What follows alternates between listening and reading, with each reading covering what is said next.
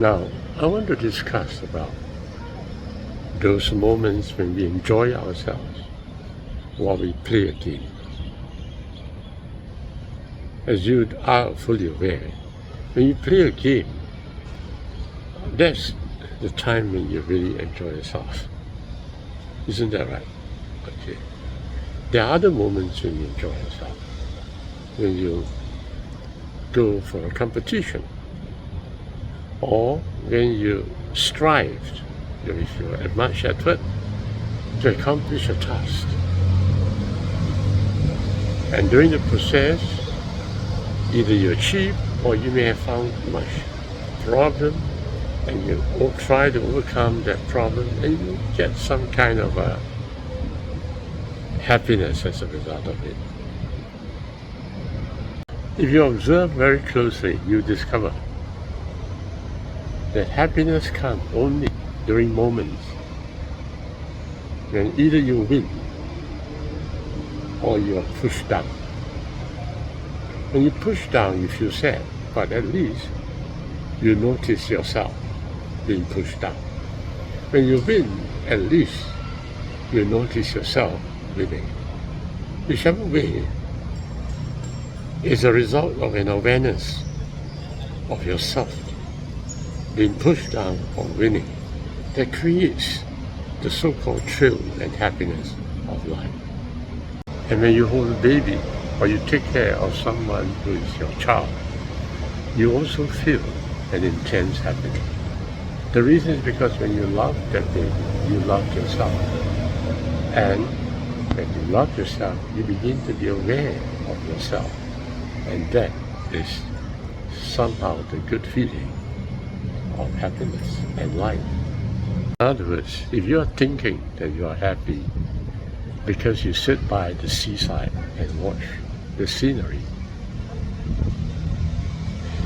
you may not be. You may just have fallen asleep. And the reason is because your self-awareness is not there at that moment when you're watching the seaside. But of course, if you do aware of your presence at least, you will feel happier. But then that will be for a short while. You see, for most of us, we are taken in by our thoughts. And we forget ourselves in that momentary moment. And when we forget ourselves, without that self-awareness, life doesn't have a meaning. See, the meaning of life has everything to do with self-awareness. And that's the reason why a man goes into a hurdle of life and goes to a tumble of life, so that he becomes more and more self-aware. So if he only plays his game, even the game must have some kind of winning and losing, so that there's some kind of self-awareness as a result of it. Most of the time, the kind of self-awareness that you are having is only a taught self-awareness. That part you may not understand, but it's an awareness of your taught identity.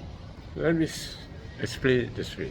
You go through a movie show and you get a thrill of winning and losing because the movie show takes you along in your mind. And as the hero fails, you also fail. And as the hero wins, you also win. So in this sense, you have a vicarious taught identity in the movie show. And that's how you feel happy about it. Is that right? Okay. But a taught identity is not a complete identity. It's not your true I am. Same thing. When you play a game and you win and lose in that game, what is winning and what is losing? It is a taught identity that is winning. Because you saw yourself winning. Note carefully the word, you saw yourself winning. And then you saw yourself losing. What is winning and what is losing is the imagination of a self that is winning and losing. So in other words, it's a taught identity that is winning and losing. Same thing is happening in your career. in all the events of your life. What is winning and what is losing? It is your belief of yourself that is winning, and your belief of yourself that is losing. Of course, you feel a thrill because yourself is precious to yourself, and so you feel a loss or win, and you feel thrilled by that. But the thrill is not deep enough because it's not that I am that belongs to God. It is only the self that belongs to space-time. It is created in your mind and it belongs to you, but it's not the I am of which is eternal. And a man goes through life believing himself winning and losing, and he has invented a person. He created himself, but that whatever he created has got a birth and a death.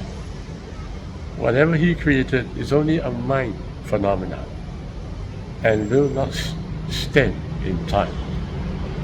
What I'm saying is that if you don't wake up from this sleep, if you don't wake up from this big sleep, a man can go through his whole life from birth to death and is still not truly I am.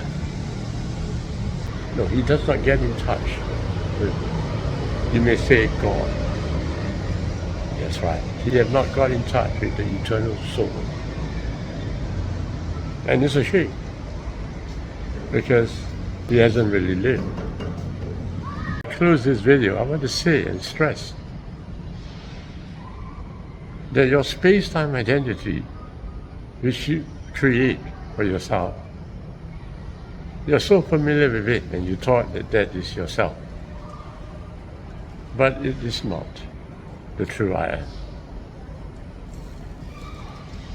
The true I am is connected with God. The true I am never dies. You will notice that those who have had near-death experience, when they get out of their body, what's happening? When they look at their body, they don't really recognize that it's their body. That's the interesting part of it, right? So whatever they think that they are, when they get out of it, they don't see it as themselves at all. Because the I am is not the body.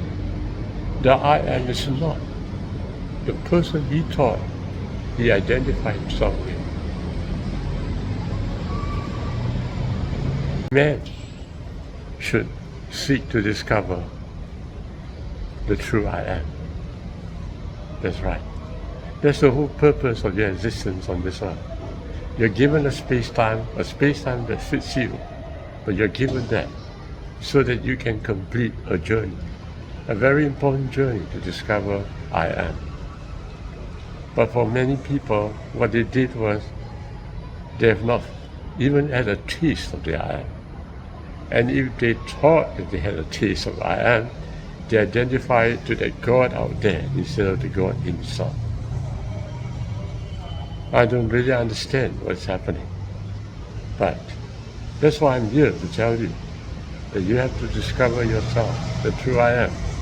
But that's your whole purpose of existence. I don't want you to be disappointed. I want you to imagine of a man who lives in a wonderland. And all through his life he experienced fantastic things. But the problem is that he doesn't know who is experiencing all those things. Is that possible? Yes, it is. You don't know who is experiencing all this. He don't know who himself is. So in other words, he experienced everything, but he didn't really experience the true presence. What do you think is happening? Do you think he has really lived?